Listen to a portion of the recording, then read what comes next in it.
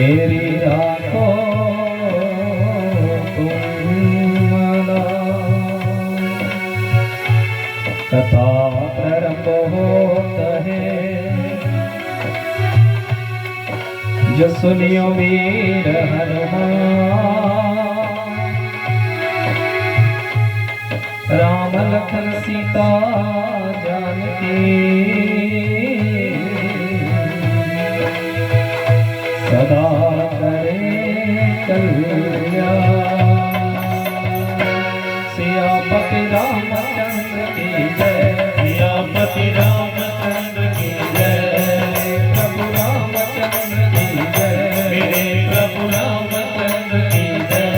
सीताराम जय राम, सीताराम जय जय राम, सीताराम जय राम, सीताराम जय जय राम। करो कल्याण मेरे राम, करो कल्याण मेरे राम, मेरे मन बसियो मेरे राम, मेरे मन बसियो मेरे राम। जय जय राम कथा, जय जय राम कथा, जय जय राम कथा, जय जय राम कथा। मेरे राम सीताराम, मेरे राम सीताराम, सीताराम जय जय राम, सीताराम जय जय राम। करो कल्याण मेरे राम, करो कल्याण मेरे राम, मेरे मन बसियो मेरे राम, मेरे मन बसियो मेरे राम, मेरे मन बसियो मेरे राम, मेरे मन बसियो मेरे राम, मेरे मन बसियो मेरे राम, मेरे मन बसियो मेरे राम। बोलिए श्री सीताराम भगवान की जय।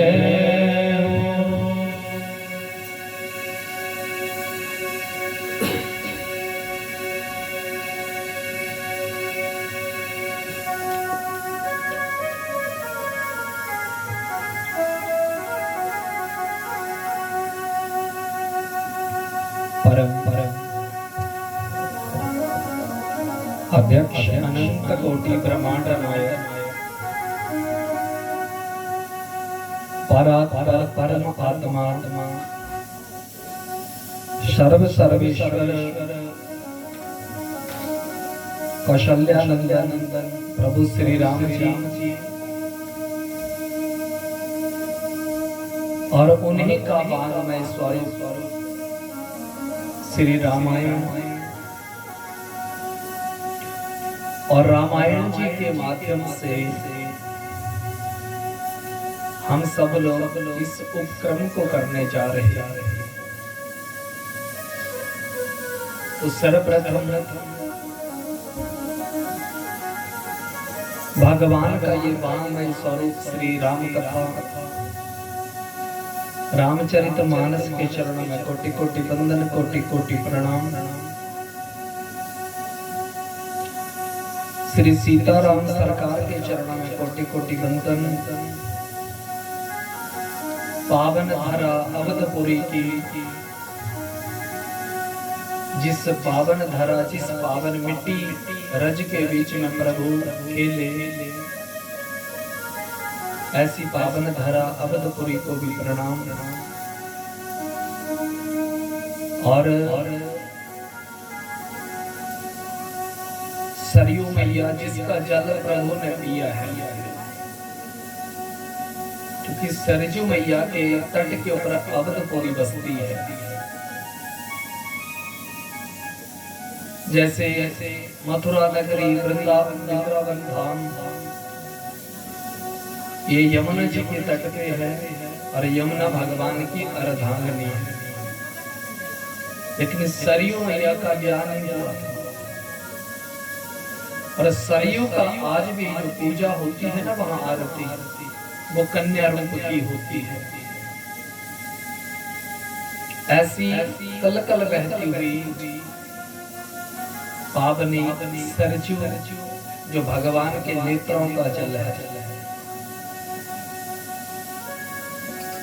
ऐसी सरयू मैया को भी कोटि कोटि प्रणाम। और यहाँ के कुल देवता, ग्राम देवता, स्थान देवता, वास्तु देवता, पहाड़िया देवता, पितर देवता, इनके चरणों में भी प्रणाम। जिनकी असीम अनुकंपा से हम लोग बैठे हैं। धन्य है ये पावन धरा हिमाचल की, और हिमाचल की पावन धरा में ये बसा हमीरपुर क्षेत्र वीर भूमि। और इस वीर भूमि के बीच में स्थित ये पावन ग्राम, और इसी पावन ग्राम के बीच में वो दिव्य आत्माएं जिनका ये संकल्प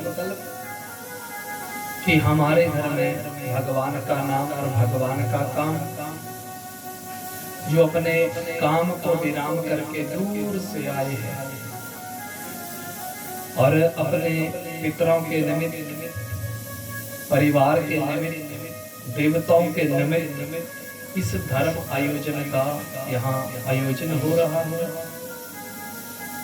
और इस धर्म यज्ञ में उपस्थित संतजन, विप्रबुद्धि जी भी, भक्तिमयी माताएं, स्नेह में बालक, सबको व्यासपीठ से जय सीताराम। आज भगवान जी की बड़ी महती कृपा है कि उनकी कृपा से हम लोग इस धर्म यज्ञ में बैठे हैं। और ये जो भगवान का नाम हम सुन रहे हैं, इससे क्या है, भगवान के स्वभाव का, भगवान जी के प्रभाव का और उनकी तन्मयता से जो भगवत कृपा है, उस कृपा का हम रसपान कर रहे हैं। तो आइए भगवत नाम से कथा में प्रवेश करें। बोलिए श्री सीताराम भगवान की जय। ओ गौरी शंकर सीताराम, हरे कृष्ण हरे राम, हरे शंकर सीताराम, हरे कृष्ण हरे राम, गौरी शंकर सीताराम, हरे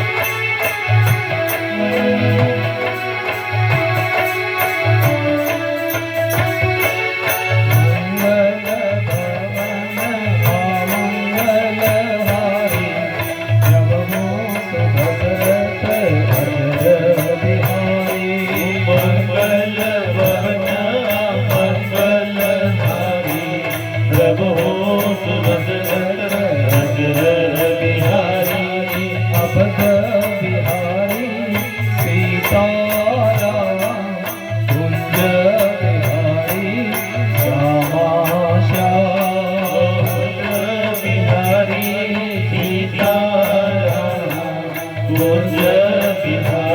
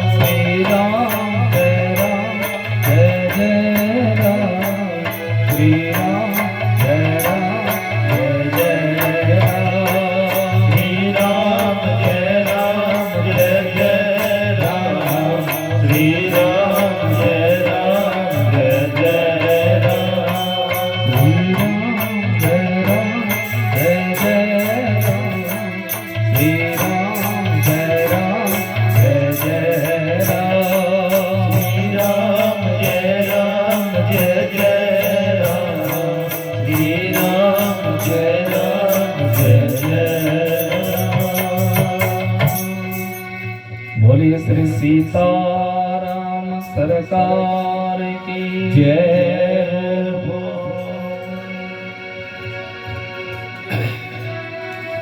श्री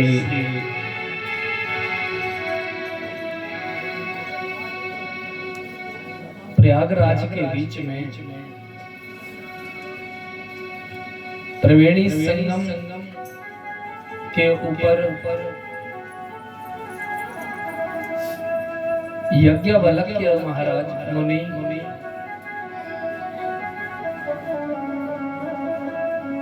भारद्वाज मुनि को कथा सुना रहे हैं।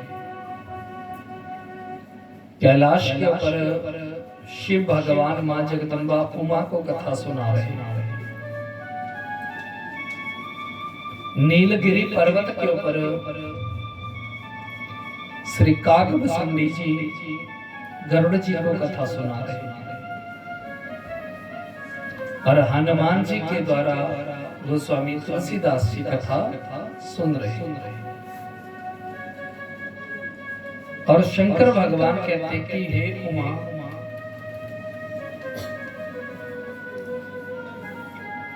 भगवान का नाम और भगवान का काम ये जीव का सदा कल्याण करता है और काम करने से ही यह लोक सुखी और परलोक भी सुखी होगा। कल के सत्र में आपने सुना कि भगवान का नामकरण हुआ, उसके बाद भगवान पढ़ने के लिए गुरु जी के आश्रम में गए। उसके बाद उन्होंने नृपलीला सीखी। सीखने के बाद कुछ दिन जब बीत गए तो उनको लेने के लिए श्री गादी तराई विश्वामित्र मुनि का आगमन हुआ और दशरथ ने उनको देने से पहले मना किया, लेकिन गुरुजी ने जब समझाया तो वो पुत्र उनको दिए। और भगवान जी ने जब विश्वामित्र मुनि के साथ वो यात्रा प्रारंभ की तो उस यात्रा में क्या हुआ कि एक ताटका नाम की असुरी आई, फिर भगवान ने उसका उद्धार किया। फिर यज्ञ की रक्षा की। यज्ञ की रक्षा में दो और दैत्य आए, मरीच सुबाहु। मरीच को तो भगवान ने समुद्र के पास उस पार भेज दिया और सुबाहु को लक्ष्मण जी ने स्वा कर दिया, खत्म कर दिया। फिर जनकपुरी से दो दूत आए थे और दूत जब आए तो उन्होंने उस धनुष यज्ञ के बारे में बताया। और अब भगवान के मन में उस धनुष यज्ञ को देखने की इच्छा हुई कि मुझे भी वो धनुष देखना है। तो बोले, गोस्वामी जी कहते हैं कि धनुष यज्ञ सुनी रघुकुल नाथा, हर्षी चले मुनिवर के साथ। और फिर सिद्धाश्रम से मिथिला नगरी की ओर उन्होंने प्रस्थान किया। जब भगवान चल पड़े तो चलते चलते चलते क्या हुआ, गोस्वामी जी कहते हैं आश्रम एक विक्रम गमाही, राम जय राम जय जय राम। आश्रम एक विक्रम गमाही, राम जय राम जय जय राम। सगमृत जीव जंतु तहनाही, राम जय राम जय जय राम।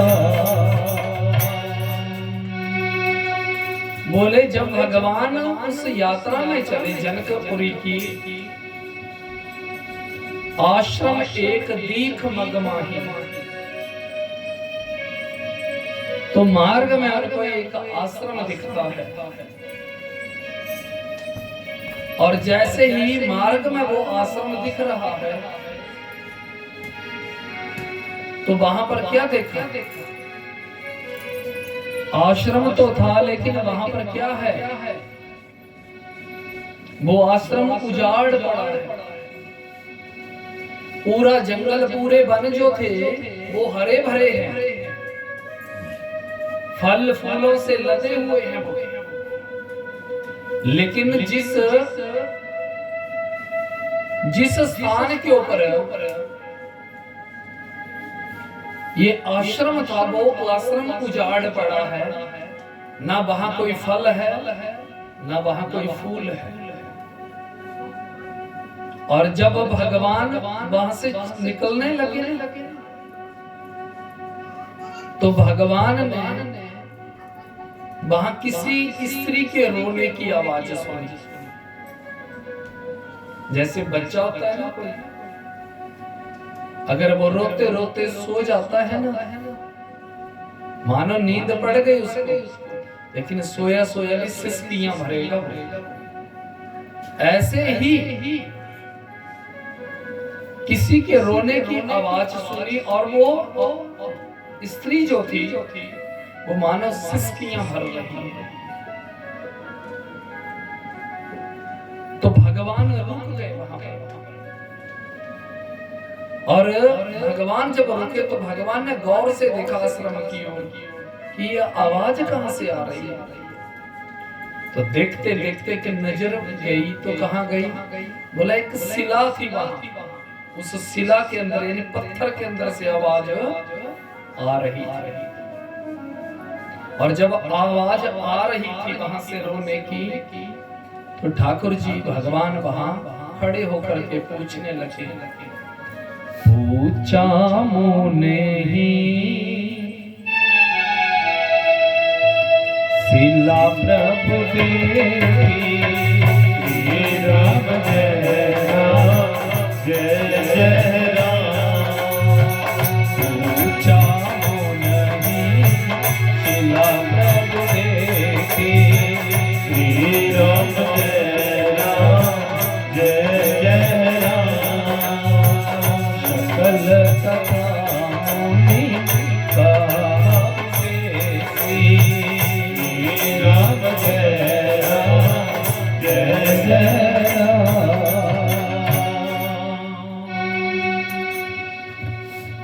कहा भगवान पूछने लगे। भगवान क्या पूछने लगे? गुरुदेव ये किसका आश्रम है? पूरा वन हरा भरा है, फल फूलों से लदा है, लेकिन ये उजाड़ क्यों है? ये तो कोई आश्रम मुझे बड़ा भारी किसी संत का दिखता है। और गुरुजी एक बात पूछो? बोले हाँ राम। वो शिला कौन है? और सुनते ही विश्वामित्र क्या बोलने लगे? राम पुत्र, इस मार्ग से भी हम कई बार गुजरे, कई बार आए और कई बार यहाँ से गए, और हमारे साथ भी कई लोग आए और कई गए। लेकिन पुत्र, आज तक किसी ने नहीं पूछा कि ये शिला कौन है, क्योंकि इस शिला के रहस्य को हर कोई नहीं जान सकता। या तो कोई भगवान या फिर जिसके ऊपर भगवान की कृपा हो। तो मुझे लगता है तुम्हारे ऊपर भगवान की कृपा है। देखो स्वयं जानते थे विश्वामित्र ये भगवान है, लेकिन बोले नहीं ना मुझसे। लेकिन ये बोल दिया कि मुझे लगता है तुम्हारे ऊपर भगवान की कृपा है,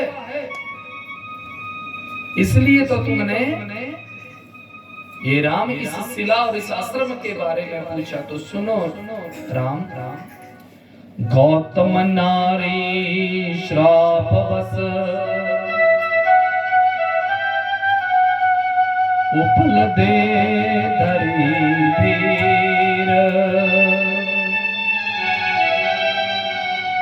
चरण कमल रज चाहती कृपा करो रघुवीर। चरण कमल रज चाहती कृपा करो रघुवीर। हे राम, ये महात्मा गौतम जी का आश्रम है और गौतम जी के श्राप से ही उनकी पत्नी अहिल्या वो है जो वो शिला बनी है, वो उनकी पत्नी है। गुरुजी, उनकी पत्नी शिला कैसे बनी और अहिल्या कौन है, आप मुझे बताइए। बोले तो देखो बताया अहिल्या कौन थी। अहिल्या ब्रह्मा की पुत्री है और अहिल्या ब्रह्मा की पुत्री है और इस ब्रह्मा की पुत्री का ये तो लोग ये बोलते हैं कि इंद्र ने पतिव्रत धर्म नष्ट किया था, पतिव्रत धर्म नष्ट किया था, लेकिन इंद्र ने नहीं किया था। बोले अहिल्या के मन में इंद्र के प्रति वो भाव था। इसका पता कैसे लगा? बोले जब अहिल्या कुंवारी कन्या थी तो ब्रह्मा के साथ उनकी ये बेटी अहिल्या स्वर्ग लोक गई, यानी देवलोक में गई और वहां पर इंद्र का राज्य साम्राज्य है। अब इंद्र देवताओं के राजा हैं और देवताओं के राजा इंद्र हैं, तो जब उसने इंद्र का ठाठ बाट देखा ना वो सारा, तो अहिल्या के मन में ये कामना आई कि मेरा पति भी ऐसा हो। देखो मन का भाव था ये मेरा पति ऐसा हो। लेकिन अहिल्या कौन थी और क्या थी ये सिर्फ ब्रह्मा जी जानते थे, क्योंकि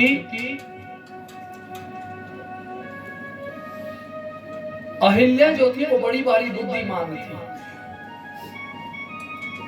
और इतनी बुद्धिमान थी, बड़ी भारी धर्म परायणा थी। तो धर्म परायणा और इतनी निपुण बुद्धि की थी तो उन्होंने सोचा अहिल्या का ब्याह ऐसी जगह करना चाहिए कि उसका पति भी इसी ही बुद्धि जैसा, इसकी बुद्धि के जैसा। तो वो कौन थे? गौतम ऋषि। ब्याह हो गया गौतम ऋषि से और मन की इच्छा मन में रह गई। अब वो मन की इच्छा थी और गौतम ऋषि देखो, जो एक इंसान को पत्थर बना सकते थे, कहते हैं कि इंद्र ने माया रची, बोलते ना ऐसा। इंद्र की क्या मजा कि वो गौतम ऋषि के लिए माया रचते। माया तो स्वयं गौतम ने रची कि इसके मन के अंदर इंद्र का भी मन में भाव है, क्योंकि ब्याह हो गया है, लेकिन मन में क्या इच्छा थी? इंद्र की। तो इसके मन के भाव को हमें ही निकालना पड़ेगा। उन्होंने स्वयं ही रचना रच दी और इंद्र की बुद्धि को उन्होंने प्रेरित कर दिया।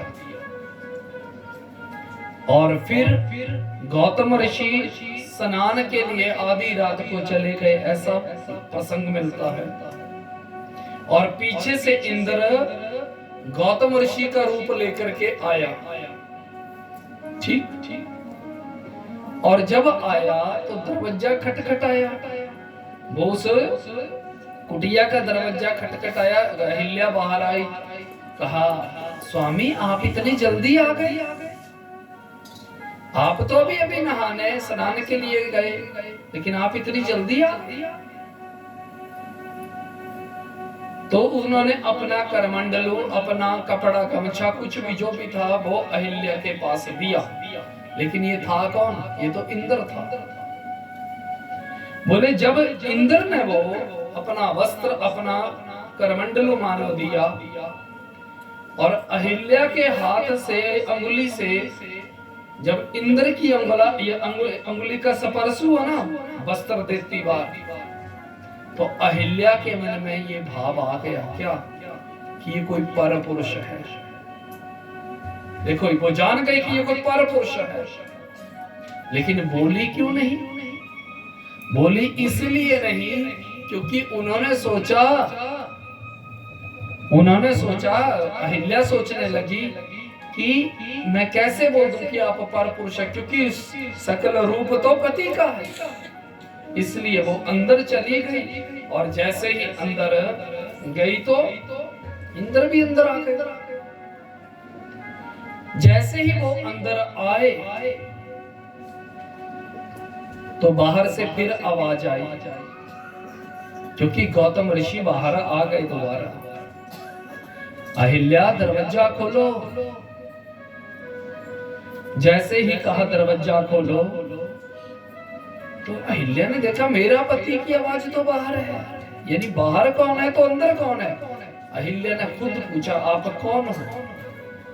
इंद्र ने अपना सहज रूप लिया और इंद्र ने जैसे ही अपना सहज रूप लिया तो देखो अहिल्या ने पता क्या बोला, आप मेरी भी रक्षा करना और आप अपनी भी रक्षा करना, क्योंकि आप मेरे स्वामी को भी जानते नहीं हो इनका तप कितना प्रभाव है, इनके पास तप का। आप चले जाइए यहां से। और इंद्र वहां से लोप हो गए। जैसे ही अहिल्या ने दरवाजा खोला, कहा स्वामी आप?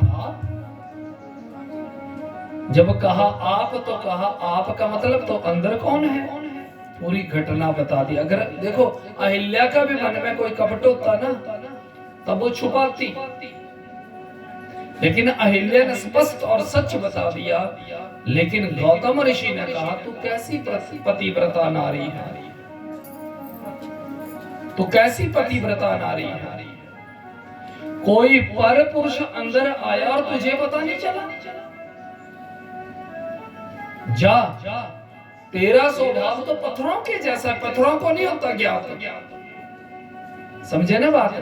देखो पत्थर होता पत्थर, ये जो घर में मार्बल टाइल लगा ये पत्थर ही नहीं है। कितने प्यार से लगवाते हैं मकान को, बोलो है ना, कितना पैसा लगाएंगे, कितना सब कुछ करेंगे, कितना प्यार से रोज पोछा लगाएंगे, अपनी खुद से नहाया जाए मत नहाया जाए, लेकिन उनके ऊपर तो पोछा लग रहा है ना प्रॉपर। तो क्या हुआ,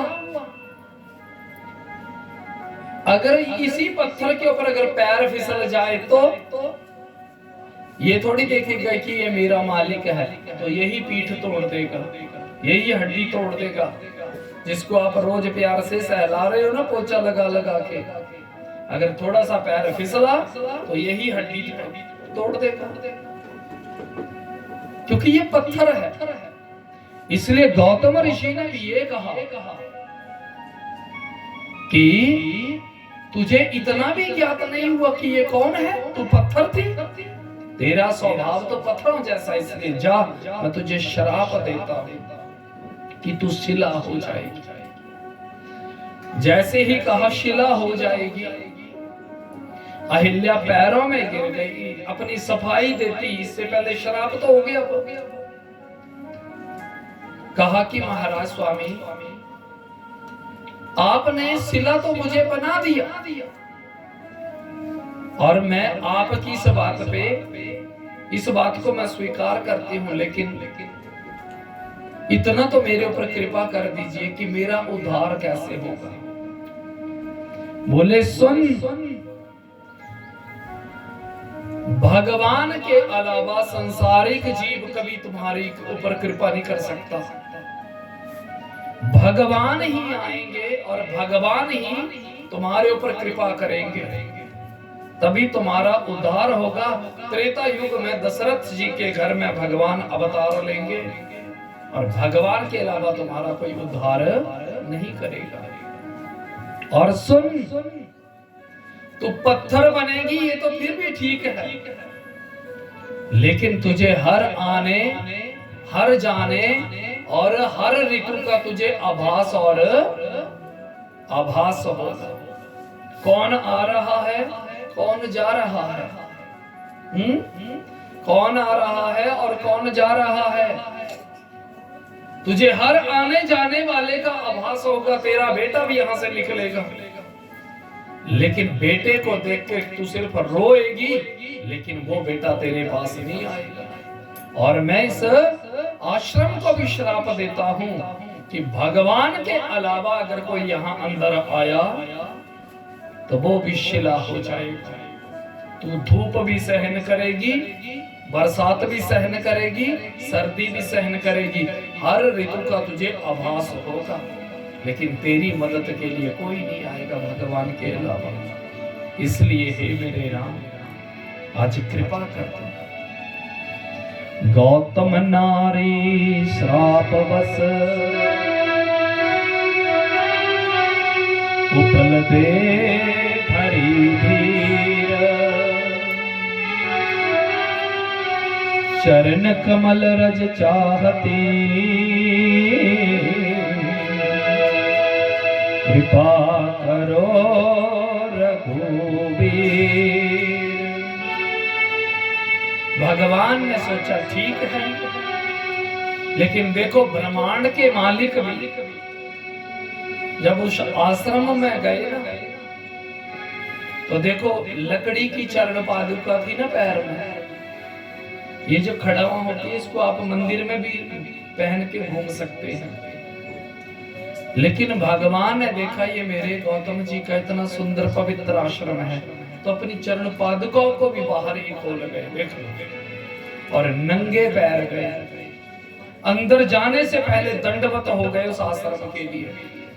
और फिर प्रभु जैसे ही अंदर गए, अब सोचने लगे कि मैं इस ब्राह्मणी का कैसे उद्धार करूं। क्यों? क्योंकि ये ब्राह्मण की पत्नी है और मैं क्षत्रिय हूं। अगर मेरा पैर लग जाएगा तो फिर मुझे दोष लग जाएगा। तो बोले अब भगवान विचार करने लगे कैसे उद्धार करो। जैसे शिला के पास गए तो भगवान ने क्या किया, बोले अपने पैर को जमीन से उठाया और जैसे ही जमीन से पैर को उठाया तो बोला थोड़ी सी हरी यानी हवा चली और भगवान के पैर के नीचे जो रज लगी थी ना, उसका कण एक शिला के ऊपर गिरा और वहीं से एक सुंदर नारी प्रकट हो गई। बोली राजा रामचंद्र भगवान की जय। मुनि श्राप जो दीना अति भला कीना, परम अनुग्रह में माना। जैसे ही बोला वो गौतम की नारी प्रकट हुई अहिल्या, हाथ जोड़ी और प्रभु को देख करके क्या बोली, प्रभु मेरे स्वामी ने मुझे उस समय जो श्राप दिया था ना, वो मानव श्राप नहीं, मेरे ऊपर कृपा थी उनकी। क्योंकि शिला नहीं बनाया होता तो आप मेरे पास क्यों आते। इसलिए प्रभु मुनि श्राप जो दीना अति भला कीना, परम अनुग्रह मैं मानो। मानो अनुग्रह यानी मेरे पूरे ग्रह टल गए, उनकी यानी उनकी कृपा हो गई आज मेरे ऊपर। और देखो भगवान के पैर में ये करामात है। बोली सीताराम भगवान की जय हो। राघव तेरे चरणों की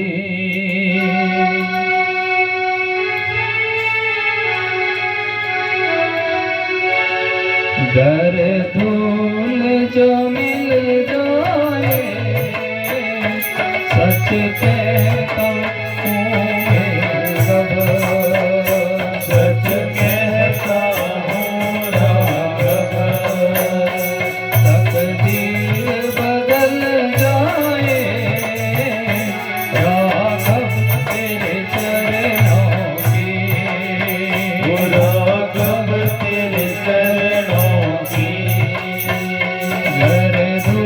जो मिल जाए सच कहता हूँ मेरी, सच कहता हूँ मेरी। तकदीर बदल जाए राघव तेरे चरणों की, राघव तेरे चरणों की।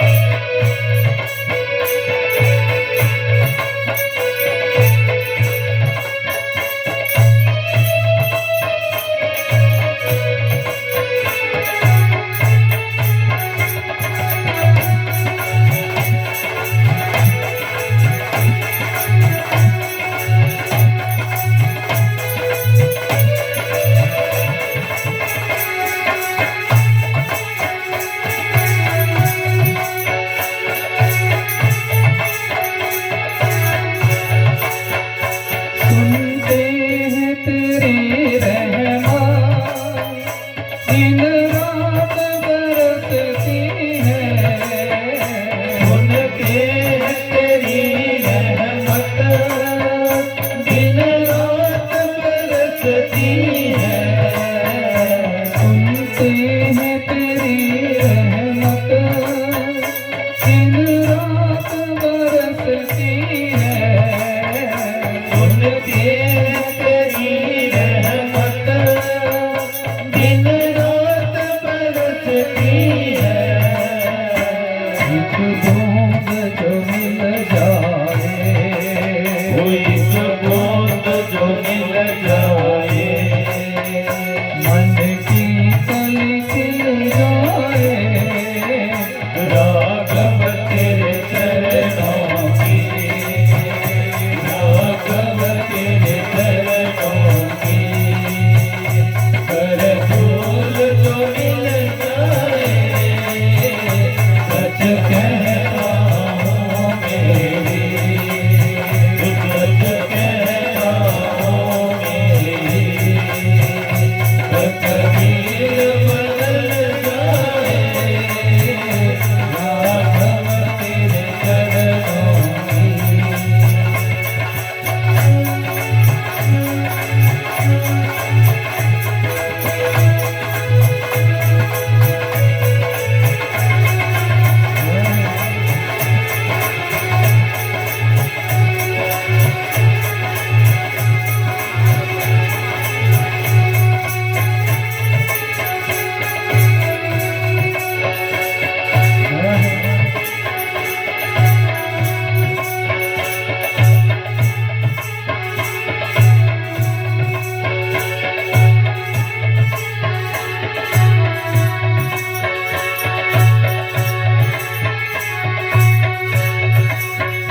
ये मन बड़ा चंचल है, कैसे तेरा भजन करो। ये मन बड़ा चंचल है, कैसे तेरा भजन करो। ये मन बड़ा चंचल है, कैसे तेरा भजन करो। ये मन बड़ा चंचल है, कैसे तेरा भजन करो। जितना